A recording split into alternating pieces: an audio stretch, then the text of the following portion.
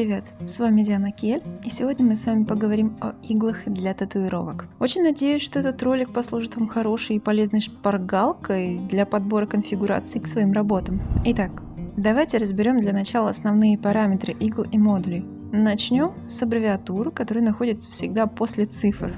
RL или Round Liner – это округлая спайка игл у окончания, стянутая в одну точку. RLT – Round Liner Tight – это тот же Round Liner, но стянутый туже, то есть он еще более острый и плотный. Такими иглами лучше всего делать контура, мелкие детали и випшейдинг. Это тот самый тип игл, с которыми мы работаем больше всего. Например, в этой работе RL-ками мы делали морду випшейдингом, контурили усы, шерсть. Также, взяв конфигурации побольше, сделали орнамент на кимоно и контур основных складок. Еще есть Hollow Round Liner. HRL – это полый лайнер, именно стянутый лайнер, внутри которого нет дополнительной иголочки. Мы еще не пробовали работать данными типами игл, и поэтому сказать что-то конкретное не можем. Дальше. RS – Round Shader – это круглый пучок, иглы находятся параллельно друг другу, то есть иглы разведены в спайке. Подобными иголками мы закрашиваем мелкие детали, иногда делаем контура. Вернемся к этой работе. Здесь, в подобной конфигурации, мы закрасили макушку и отдельные пряди волос. Flat – спайка игл в один ряд, плотно прилегающих друг к другу. Также есть RF или Round Flat. Это такой же флэт, только округлый. Флэтами давно не работаем. Такой спайкой можно очень травмировать кожу, к тому же она совсем не подходит под наш тип работы.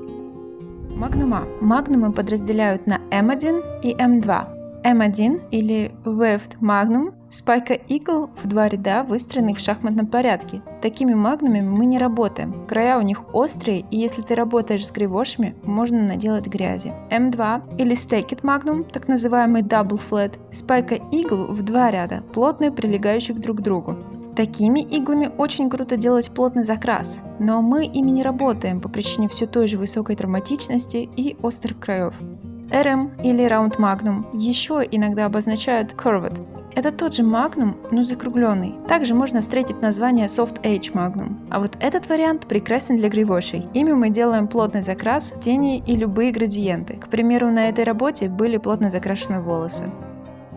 А теперь давайте поговорим о заточках. Taper. Их обычно разделяют на три основных типа. S – Short, стандартная. Прокол от такой иглы остается максимального диаметра. Данный тип заточки, пожалуй, самый болезненный, но им можно быстро и плотно красить. Также в руках начинающего татуировщика может сильно травмировать кожу. M – Medium.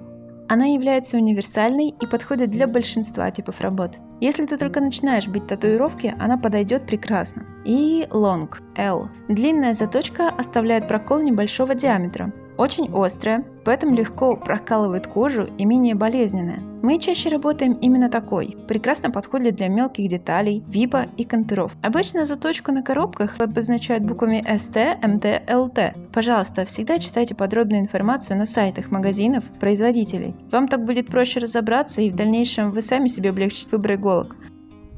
Диаметр игл обозначают первыми двумя цифрами в маркировке. Кто-то обозначает диаметр в миллиметрах, а кто-то в номерах. Самый маленький – 0,15 мм или 0,4. Встречается редко.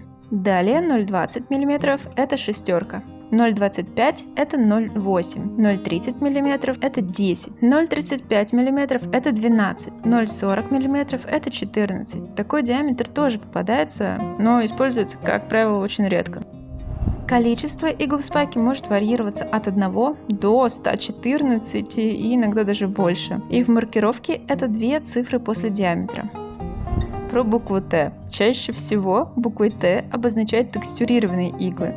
Это иглы, которые имеют рифленую поверхность и не отполированные, вследствие чего они заносят больше краски. И, конечно, они больше травмируют кожу. Работали мы подобными иглами давно, и выделить их полезность или эффективность особо не можем. Пробуйте.